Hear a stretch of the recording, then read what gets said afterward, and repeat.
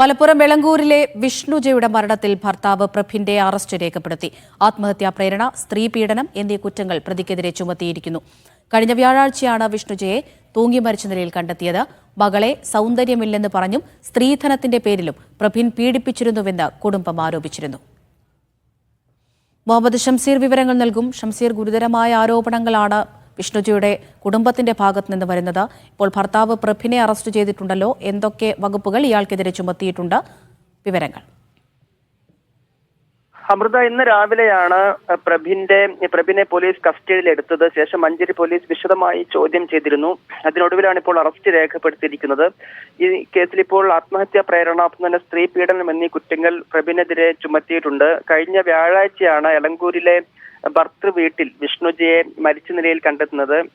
തൂങ്ങി മരിച്ച നിലയിലായിരുന്നു മൃതദേഹം ഉണ്ടായിരുന്നത്. അതിന് പിന്നാലെയാണ് കുടുംബം ഭർത്താവിനെതിരെ വലിയ ആരോപണങ്ങൾ ഉന്നയിച്ചത്. അതിൽ ഏറ്റവും പ്രധാനപ്പെട്ടത് സൗന്ദര്യം കുറവാണെന്ന് പറഞ്ഞ് നിരന്തരം ഭർത്താവ് മാനസികമായി ബുദ്ധിമുട്ടിച്ചിരുന്നു, പീഡിപ്പിച്ചിരുന്നു എന്നുള്ളതാണ്. ബൈക്കിൽ കയറ്റാൻ പോലും തയ്യാറായിരുന്നില്ല എന്നും സ്ത്രീധനം നൽകിയത് കുറവാണ് എന്ന് പറഞ്ഞ് പീഡിപ്പിച്ചു എന്നതുൾപ്പെടെയുള്ള ആരോപണങ്ങളാണ് പ്രധാനമായും വിഷ്ണുജയുടെ അച്ഛൻ ഉന്നയിക്കുന്നത്. ഒപ്പം തന്നെ ജോലിയില്ല എന്ന് പറഞ്ഞ് ആക്ഷേപം ചൊരിയുകയും തന്റെ വരുമാനം മാത്രം കണ്ട് ഈ കൂടെ നിൽക്കാമെന്ന് കരുതേണ്ട തുടങ്ങിയവയൊക്കെ പറഞ്ഞുകൊണ്ട് വിഷ്ണുജയെ മാനസികമായി സമ്മർദ്ദത്തിലാക്കിയിരുന്നുവെന്ന് കൂടി വിഷ്ണുജയുടെ അച്ഛൻ ഈ പരാതിയിൽ പറയുന്നുണ്ട്. അത് പ്രകാരം അസ്വാഭാവിക മരണത്തിന് നേരത്തെ തന്നെ പോലീസ് കേസെടുത്തിരുന്നു. അതിന് പിന്നാലെയാണ് ഇന്ന് രാവിലെ ഭർത്താവ് പ്രഭിനെ പോലീസ് കസ്റ്റഡിയിലെടുത്തത്. അതിനുശേഷം ചോദ്യം ചെയ്ത് ഒടുവിൽ അറസ്റ്റ് രേഖപ്പെടുത്തുകയായിരുന്നു.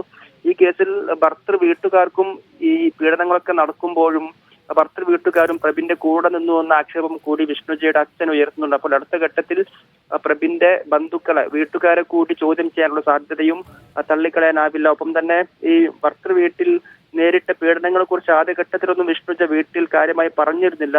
അല്പമെങ്കിലും അറിയാവുന്നത് സുഹൃത്തുക്കൾക്ക് മാത്രമാണ് എന്നറിയുന്നു. സുഹൃത്തുക്കളുടെ കയ്യിൽ ചില ഫോൺ രേഖകൾ ഉണ്ട് എന്നും അറിയാൻ കഴിയുന്നുണ്ട്. അപ്പോൾ സുഹൃത്തുക്കളുടെ മൊഴി കൂടി പോലീസ് ഈ കേസിൽ രേഖപ്പെടുത്താൻ സാധ്യതയുണ്ട്. ഭർത്തൃ വീട്ടുകാരെ കേസിൽ പ്രതി ചേർക്കണമോ എന്നുള്ളത് അടുത്ത ഘട്ടത്തിൽ മാത്രമായിരിക്കും പോലീസ് തീരുമാനിക്കുക. അമൃത. മുഹമ്മദ് ഷംസീറാണ് വിവരങ്ങൾ നൽകിയത്.